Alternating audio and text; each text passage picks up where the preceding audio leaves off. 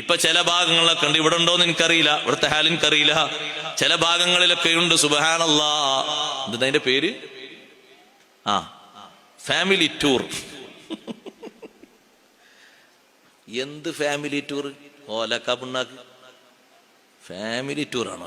ഒരു മഹറമും കൂടെ ഇല്ലാതെ ഏത് മക്ബറയിലേക്ക്?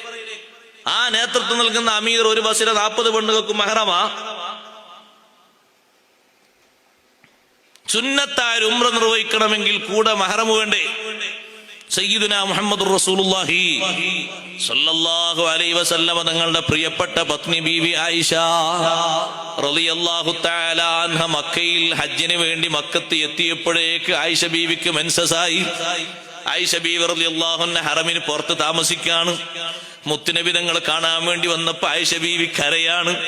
കാരണം മറ്റു ഭാര്യമാരൊക്കെ മത്താഫിൽ തവാഫിലാണ്, ഞാനൊരു വീട്ടിൽ ഒറ്റക്കായല്ലോ. ആയിഷ കരയേണ്ടതില്ല, നിനക്കു മാത്രം അല്ല തന്നതല്ലോ മെൻസസ് എന്നത്. അത് ആദം അലൈഹിസ്സലാത്തു വസ്സലാമിന്റെ മക്കളിൽ പെൺമക്കൾക്കൊക്കെ ഉണ്ടല്ലോ, വിഷമിക്കേണ്ടതില്ല. തവാഫല്ലാത്തത് മുഴുവനും ചെയ്യാം. ശുദ്ധിയായതിനു ശേഷം തവാഫ് അങ്ങ് ചെയ്തോളൂ. ഹജ്ജും ഉംറയും ഒരുമിച്ചാണ് ആയിഷ ബീവി റളിയല്ലാഹു അൻഹ ചെയ്തത്. ഹജ്ജ് കഴിഞ്ഞങ്ങനെ പോരുമ്പോ മിനയിൽ നിന്ന് വാദി മുഹസ്സബിലെത്തിയപ്പോ ആയിഷ റളിയല്ലാഹു അൻഹ വന്നിട്ട് പറഞ്ഞു, നബിയെ ഒരാഗ്രഹമുണ്ട്. ഇക്കാണുന്ന ഭാര്യമാരൊക്കെ സെപ്പറേറ്റ് ഉംറയും ഹജ്ജും ചെയ്തവരാണ്, ഞാൻ ഹജ്ജും ഉംറയും ഒരുമിച്ചാ ചെയ്തത്.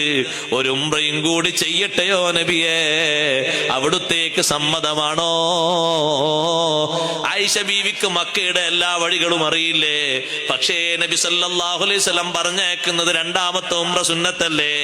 പറയുന്നു, ഒറ്റക്ക് പോയാ പോരാ, സഹോദരൻ അബ്ദുറഹ്മാൻ റളിയല്ലാഹു അൻഹുയും കൂട്ടിക്കോളൂ. എന്നിട്ട് തന്നീമിൽ പോയി ഉംറക്ക് ഇഹ്റാം ചെയ്ത് ഉംറ കഴിഞ്ഞ് വന്നോളൂ, ഞങ്ങൾ കുറച്ചപ്പുറത്ത് കാത്തിരിക്കാം. ഇവിടുന്ന് അങ്ങോട്ട് കയറിപ്പോകല്ലേ. മറ്റേ ഉസ്താദ് എന്ത് ഹോജരാജാവ്, എന്ത് ഉസ്താദ്, നിയമം പാലിക്കാതെ സുന്നത്തായ ഉംറക്ക് 1, 2, 3, 4. പിന്നെ ഉംറ കഴിഞ്ഞു വന്നപ്പോ പെണ്ണിന് ഭർത്താവിനെ വേണ്ട, ഉസ്താദിനെ മതിയല്ലേ. അള്ളാഹു കാത്തുരക്ഷിക്കട്ടെ. എന്തെല്ലാം അതാപ കേൾക്കുന്നത്. നിയമം വിട്ടുപോകാൻ പാടില്ല. 45 ആള് 50 ആള് സഹോദരിമാര് എവിടുക്കാ? മക്ബറ സിയാറത്തിന് പോകാൻ. അങ്ങനെ ഒരു സിയാറത്ത് ഇസ്ലാം കൽപ്പിച്ചിട്ടുണ്ടോ? സിയാറത്തിന് പോകുന്ന നിബന്ധനകളുണ്ട്. കൂടെ മഹറമായ ആള് വേണം, വിശ്വാസിനികളായ സഹോദരിമാര് വേണം, പോകുന്ന യാത്രയും മറ്റൊക്കെ സുരക്ഷിതമായിരിക്കണം. അന്യപുരുഷന്മാരുമായി സങ്കലിച്ച് അവരുമായി ശൃംഗരിച്ച് അവരുമായി നല്ലോണം കിന്നാരം പറഞ്ഞ് അങ്ങനെ ഒരു സിയാറത്ത് ഇസ്ലാമിലില്ല. അത് ശരിക്കും ശ്രദ്ധിക്കണം. ബഹുമാനപ്പെട്ട ബീവി ആയിഷ റളിയല്ലാഹു അൻഹാ വർഷങ്ങളോളം താമസിച്ചില്ലേ ഉമർ ഇബ്നുൽ ഖത്താബ് റളിയല്ലാഹു അൻഹു അടക്കം കിടക്കുന്ന വീട്ടില്. ഉമർ റളിയല്ലാഹുവിന്റെ ജനാസ വീട്ടിലേക്ക് എത്തി മറവ് ചെയ്ത ശേഷം പിന്നെ ആ ഒരു മുറിയിലേക്ക് മഹദി കിടക്കുന്നത് മുഖം മറച്ച്, ശരിയായ ശരീരങ്ങൾ മുഴുവനും മറച്ച് നല്ല ഭദ്രതയോടെ പുറത്തിറങ്ങുന്ന രൂപത്തിലാണ് പുറത്തുള്ള റൂമിലേക്ക് അകത്ത റൂമിൽ നിന്ന് വരുന്നത്. ചോദിച്ചു, എന്താണ് ഇങ്ങനെയല്ലാതെ പറ്റൂലല്ലോ. നേരത്തെ ഇവിടെ വന്നിരുന്നത് ഒന്ന് എന്റെ ഭർത്താവാണ്, പിന്നെന്റെ ഉപ്പയാണ്, മൂന്നാമത് വന്ന ഉമർ റളിയല്ലാഹു അൻഹു അന്യ ആളല്ലേ. ഞാൻ ഇങ്ങനെ കെട്ടി ഭദ്രമാക്കിയിട്ടല്ലാതെ പുറത്തു വരാറില്ല. ഹയാ അമ്മിൻ ഉമറ, ഉമർ റളിയല്ലാഹുവിനെ പറ്റി എനിക്കൊരു നാണമുണ്ട്. അന്യപുരുഷൻ എന്റെ ശരീരം കാണാവതല്ലോ.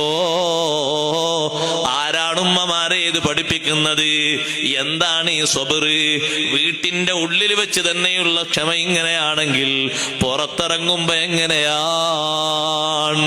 നല്ലോണം ക്ഷമിച്ച് ജീവിക്കണം.